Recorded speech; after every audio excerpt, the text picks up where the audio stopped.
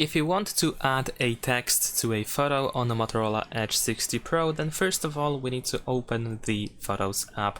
Over here in the Photos app you should be able to choose the photo that you wish to edit. So let's say I'm going to choose this one and then choose Edit at the bottom. Now over here you should be able to scroll until you find the markup option, and over here we have text. So we can tap on this option in order to start writing.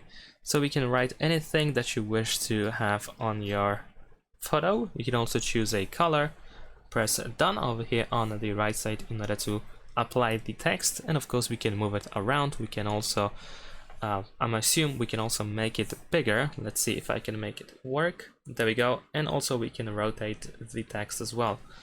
So once you are done, you can simply press done over here in the bottom right corner and then save copy in order to save the photo. Thanks for watching, leave a like and subscribe.